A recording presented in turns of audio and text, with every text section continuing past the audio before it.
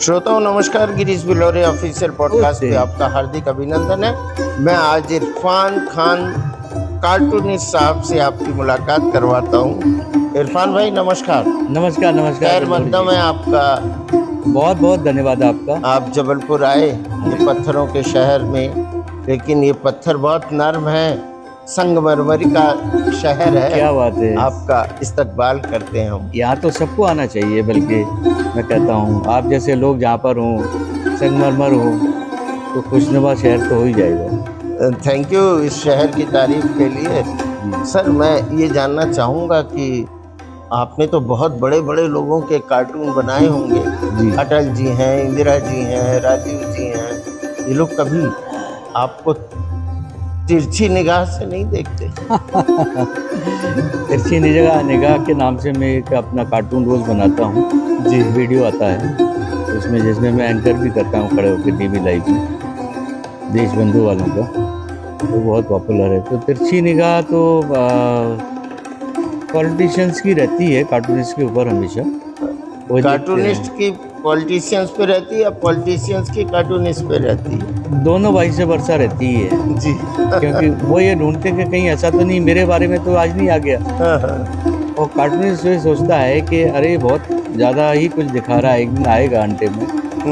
तो वो जब उसको मौका मिलता है तो वो अपना काम कर देता है। लेकिन कई बार ऐसा होता है, फेवरेट हो या ना हो आपके, कई बार निशाने पे आ जाते हैं।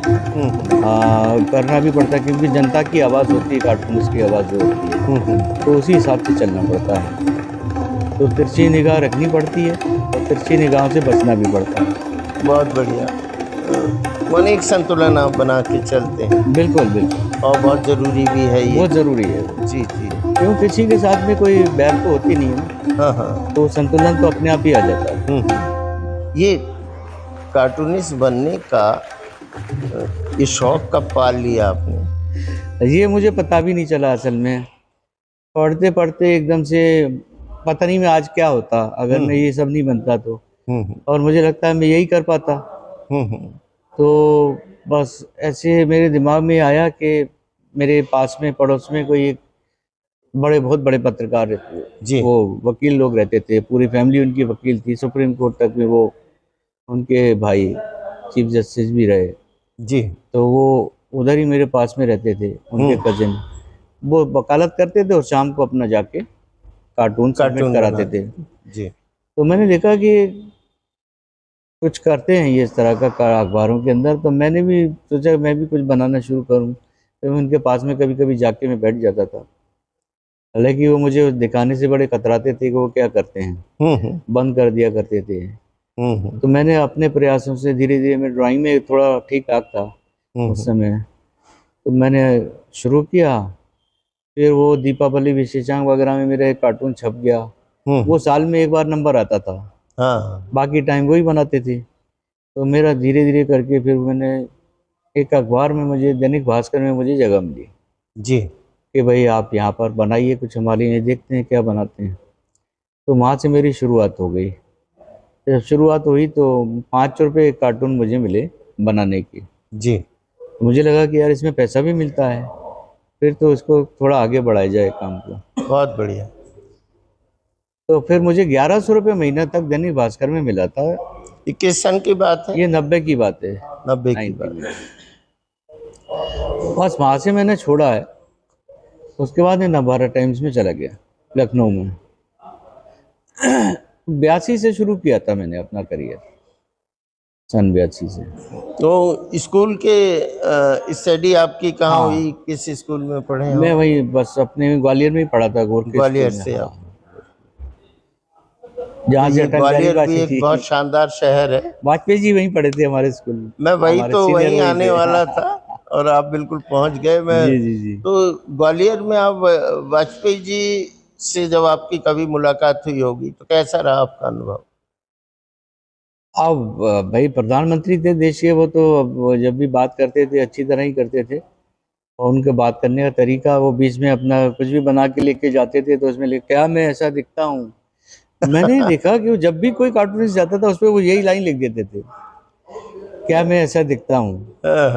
मतलब वो शायद चाहते हो कि कार्टूनिस्ट पता नहीं क्यों ऐसा क्यों बना देते वो हैं।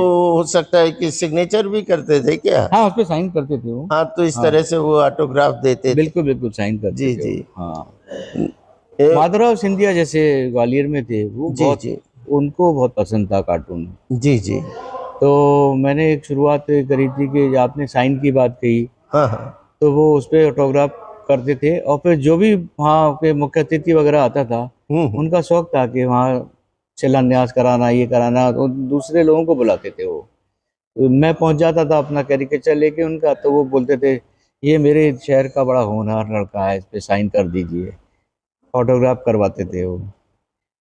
तो ये जितने नेता होते हैं करते हैं, सेलिब्रिटी साइन कर देते हैं।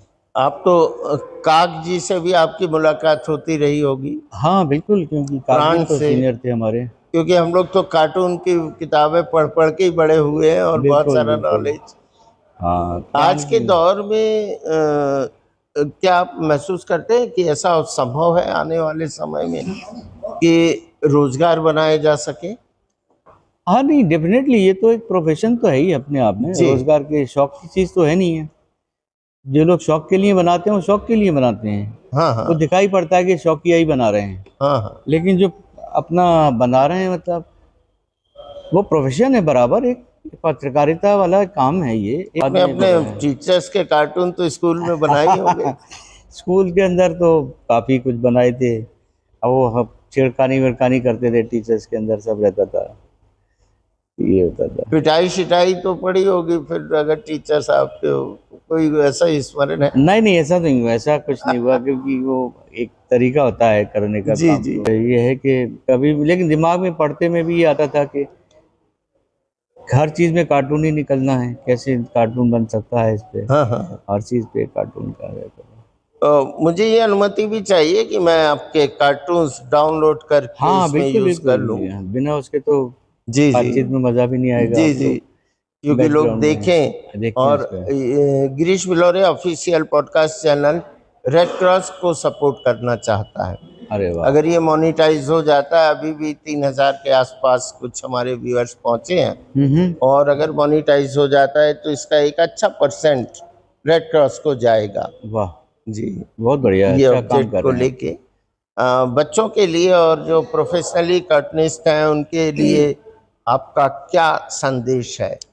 मेरा संदेश ये है कि वो अपना जो काम कर रहे हैं, जैसे ये बाय बर्थ ही होता है कार्टून जी, बनना। जी। अगर आपके अंदर ये दिमाग में आता है कि आप कार्टून बना सकते हैं, हाँ, हाँ। जिसमें आपकी ड्राइंग अच्छी हो, आपके दिमाग में ये हो कि आप दूसरे एंगल से देखते हैं, जी। कैरिकेचर अच्छा बना सकते हैं, तो आप हम्म। बनाइए, उसको आगे डेवलप करिए। और अब तो सोशल मीडिया आ गया, तो सोशल मीडिया पे बना बना के डालिए, जी, जी। और जब आपका काम ठीक-ठाक दिखाई देने लग गया, तो अपने आप रास्ते बनेंगे। एआई का आपके प्रोफेशन पे कितना असर पड़ा है? अभी तक तो दिखाई दे नहीं रहा वैसे तो एआई का असर, जी। लेकिन जो जिनके यहाँ पर कुछ भी नहीं होता है, हम्म। वो लोग क्या करें, तो वो फिर वहीं से उठाते हैं, कुछ इमेजेस हम्म। हैं अभी भी, लेकिन बहुत ज़्यादा असर नहीं पड़ रहा है। क्योंकि कार्टूनिस्ट तो एक मनुष्य है और एआई जो है वो बिना न्यूरॉन्स वाला मनुष्य है, उसके हाँ, न्यूरॉन्स सक्रिय नहीं है। तो बेटर तो कार्टूनिस्ट सोच एक सकता है। लिमिट तो है ही उसकी भी अपनी, वो उसकी उसके बाद अपनी में वो भी लिमिट। हाथ खड़े कर देगा कि मैं ये इसके आगे नहीं बनाऊँगा। हाँ, तो हाँ। आदमी की सोच और एआई की और मशीन की सोच तो एक अपनी अलग-अलग ही होती है। हाँ, ये कि आपको बहुत वैरायटी मिल जाएगी, जी। जिसमें से आप चूज़ कर सकते हैं। ये बताइए कि आप जबलपुर पहली बार आए हैं कि आते रहे हैं कभी? एक बार और आया था मैं एक बार जबलपुर। जब आपकी मुलाकात एक हाँ, एक कार्टून। पत्रिका थी, हमारे एक मित्र हैं कार्टूनिस्ट, जी। उनकी एक पत्रिका थी दुबे कार्टूनों जी। की। हाँ, दुबे जी की। जी, जी। तो उसको रिलीज़ करने का सौभाग्य प्राप्त हुआ कैसा था लगा मुझे। जबलपुर आपको? अरे! बहुत अच्छा, क्योंकि अब परसाई जी की ज़मीन है भई, यहाँ तो परसाई जी के अलावा हम लोग भी बहुत सारे हम लोग लोग, आप लोग तो ख़ैर है ही, उनके बिना तो हम लोगों का काम नहीं चल रानी सकता ना, लक्ष्मीबाई देखिए। का शहर है।